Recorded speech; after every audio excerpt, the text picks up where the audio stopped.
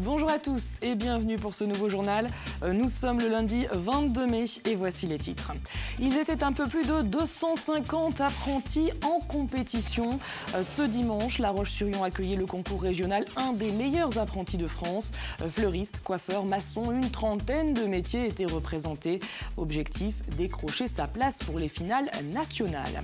Et puis nous parlerons de ce qui pourrait bien révolutionner l'industrie française, les imprimantes 3D. Elles ne cessent de se développer ces dernières années. L'AFPIA, le centre de formation autour des métiers de l'habitat de Saint-Hilaire-de-Loulé, a d'ailleurs mis en avant cette technologie lors de son assemblée générale. Enfin, nous terminerons ce journal en musique. Rencontre avec un chanteur patoisant, Mathieu Touzeau, musicien vendéen, interprète des chansons en langue poitevine, des textes qui proviennent de poètes locaux. Mais avant de développer tous ces titres, la campagne des législatives a débuté officiellement ce lundi. Les candidats avaient jusqu'à vendredi 18h pour déposer leur candidature. En Vendée, la préfecture a reçu 60 dossiers. Dans la première circonscription, 14 candidats se sont présentés. Dans la deuxième, 12. Même chiffre pour la troisième. Dans la quatrième circonscription, celle du Bocage, 9 candidatures ont été enregistrées. Et enfin, dans la cinquième circonscription, 13 candidats se sont déclarés. Il s'agit là d'une liste provisoire sous réserve de validation. La liste définitive devrait être connue au plus tard le 26 mai, soit ce vendredi. Je vous le disais en titre, La Roche-sur-Yon accueillait ce dimanche le concours régional, un des meilleurs apprentis de France. Un concours très exigeant, une trentaine de métiers étaient représentés. Des apprentis coiffeurs, fleuristes, maçons ou encore électriciens des 5 départements ligériens se sont affrontés. En jeu, une place pour les finales nationales. Le reportage de Pierre Dalicieux. La propreté de la maquette, la propreté, la brique, la pose de la brique. Tout, absolument tout, est observé, mesuré au millimètre près par le jury. Un jury ici de professionnels de la maçonnerie et membres de la Société des meilleurs ouvriers de France. Ces pièces ont été réalisées par des apprentis qui ont une envie, se dépasser. Ça représente quand même 200 heures de travail. Il faut les trouver, il faut le faire, il faut avoir la volonté d'aboutir et puis la volonté de faire faut que ce soit perfectionné, si vous voulez.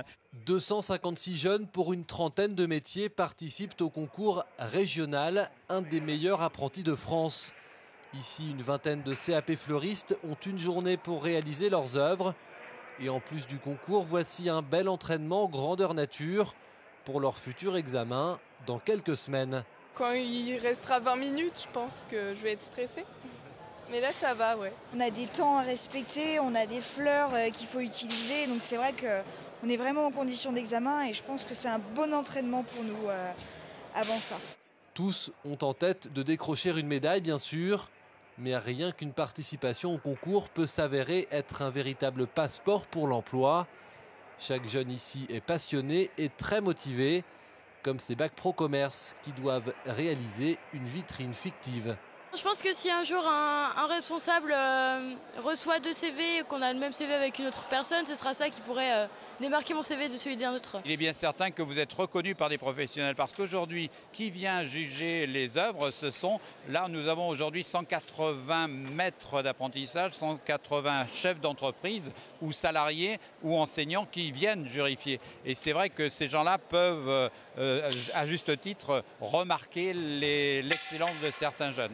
Le concours de ce dimanche a décerné 76 médailles d'or, 79 d'argent. Chaque médaillé d'or participera à l'ultime épreuve, celle du concours national, un des meilleurs apprentis de France, le 30 juin à Nevers. Au chapitre économie, Cepro Group s'agrandit. L'entreprise spécialiste dans la construction de robots pour l'industrie a annoncé un investissement de 11 millions d'euros. Une somme qui servira à agrandir ses locaux pour étendre ses capacités de production ici à La Roche-sur-Yon, pour développer également sa filiale aux États-Unis, mais aussi pour l'ouverture de son nouveau centre de formation. Un centre qui sera basé à La Roche-sur-Yon et qui devrait ouvrir au printemps 2018. 1500 stagiaires pour pourront être accueillis, ce qui représente une augmentation de 50% des places actuellement disponibles. CPRO est aujourd'hui le premier constructeur de robots industriels de France. Et si les robots sont en pleine expansion dans l'industrie française, les imprimantes 3D le sont également. Du gadget aux prothèses médicales, l'impression 3D est de plus en plus utilisée. Selon les dernières études publiées, on estime que le marché devrait croître de 25% par an jusqu'en 2020. La France a donc une carte à jouer. Et c'est pourquoi l'AFPIA, le centre de formation autour des métiers de l'habitat de Saint-Hilaire-de-Loulé, a choisi de mettre à l'honneur l'impression en 3 dimensions. Lors de son assemblée générale, l'AFPIA a effectué des démonstrations d'imprimantes nouvelle génération. Le reportage de Grégoire de Châtillon. On l'a pas depuis longtemps, puisqu'on était à l'arrivée courant janvier, on est formé dessus depuis février. Elles sont très peu en France à avoir de telles dimensions. Tous sont des petites imprimantes aujourd'hui. Cette imprimante 3D peut imprimer des pièces d'1 mètre cube, alors qu'aujourd'hui, la plupart des machines n'excèdent pas les 30 cm. En démonstration, l'impression d'un vase par des pots de matière fondue. C'est un fil qui est alimenté ici par un moteur. Il y a une résistance qui fait fondre le fil et qui va déposer le fil sur le matériau.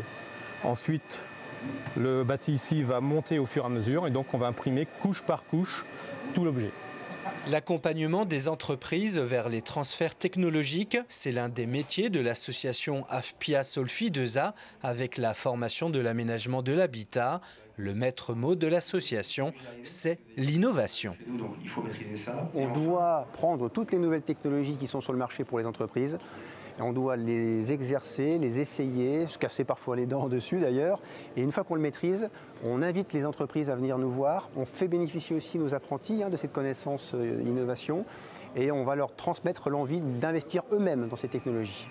Il faudra 48 heures à l'imprimante pour réaliser ce vase. On est alors plus sur du prototypage, comme avec ces pièces de démonstration, que sur de la série.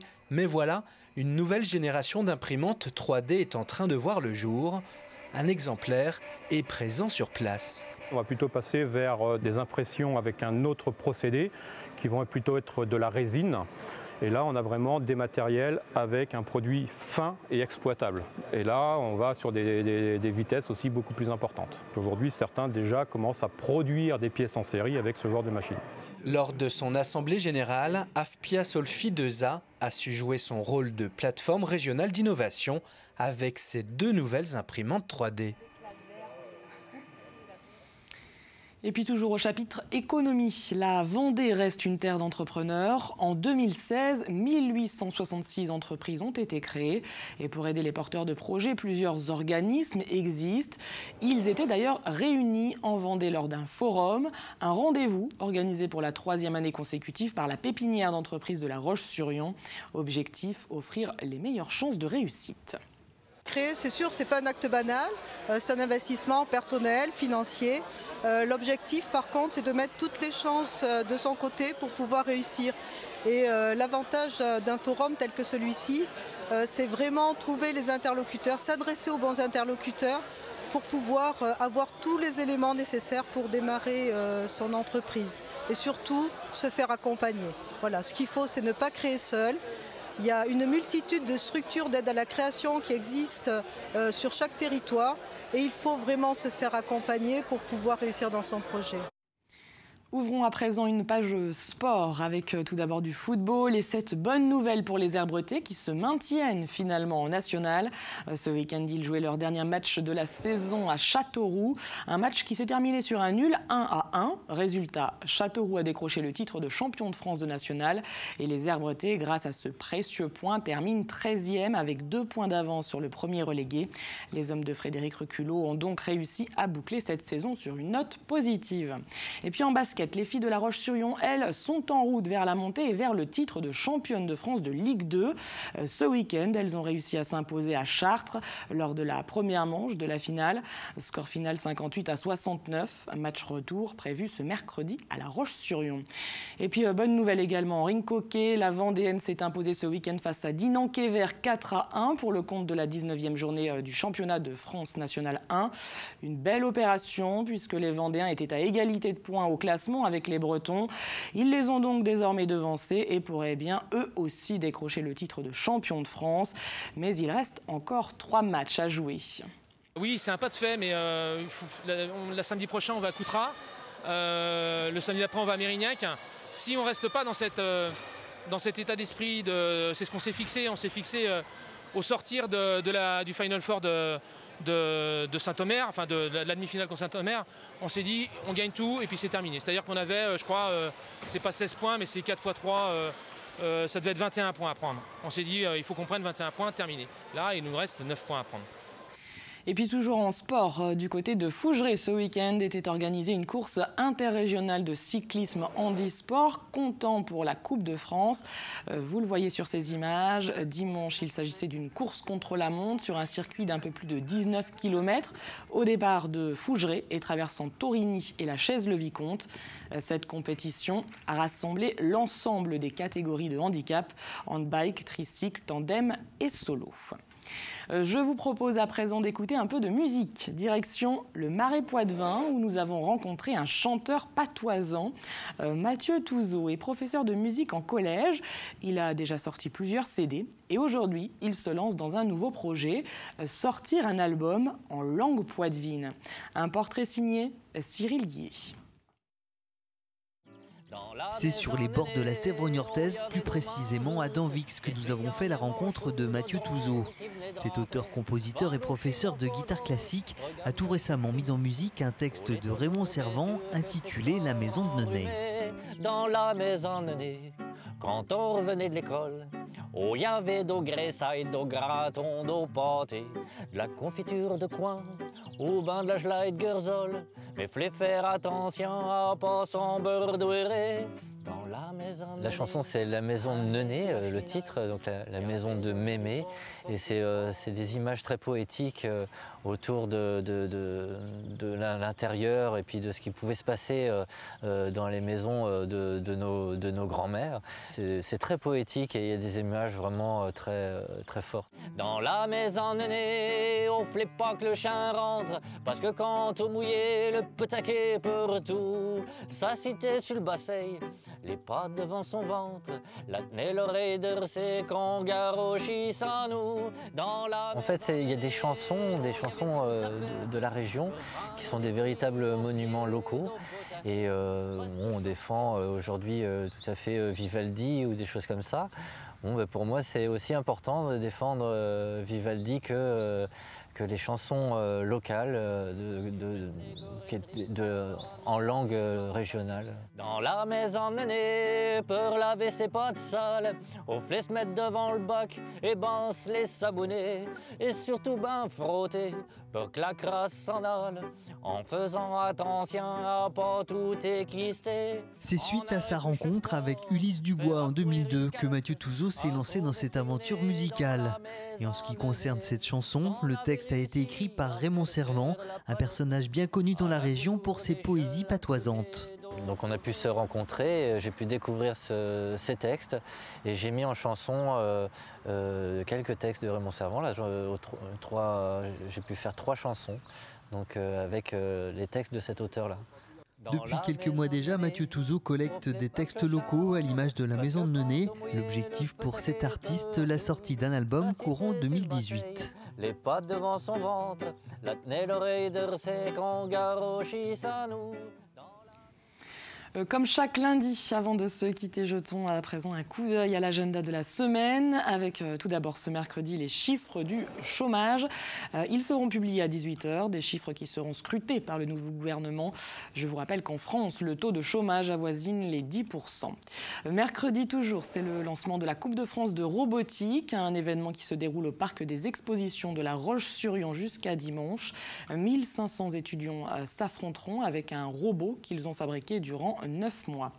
Ce jeudi, c'est l'Ascension, un jour férié dans plusieurs pays, dont la France. Une fête chrétienne qui célèbre l'élévation de Jésus au ciel. Et puis à noter que dans la religion musulmane, ce vendredi, c'est la nuit du doute, une nuit qui permettra de fixer officiellement le début du Ramadan. Enfin, dimanche, ce sera une journée particulière pour toutes les mamans. C'est la fête des mères, une fête qui a été officialisée en France en 1950. Regardons maintenant la carte des prévisions météo. Vous le voyez ce mardi, où que l'on soit en Vendée, ce sera un beau soleil qui nous accompagnera tout au long de la journée. Un avant-goût de l'été, les températures maximales seront estivales, comptez 21 à 23 degrés en bord de mer et jusqu'à 25 degrés dans les terres. C'est la fin de cette édition, mais les programmes continuent bien sûr sur TV Vendée. Dans un instant, vous retrouverez votre bulletin météo complet présenté par Fanny Poirier. Et puis ce mardi, dans l'émission d'Anna Zèbre, Antoine Ordinez nous fait découvrir tous les secrets de la blonde d'Aquitaine, cette race bovine allaitante très présente en Vendée. Une émission à retrouver à partir de 19h05. Merci à tous de nous avoir suivis et à demain. Et demain, vous retrouverez Apolline Laurent pour votre journal. Bonne soirée à tous.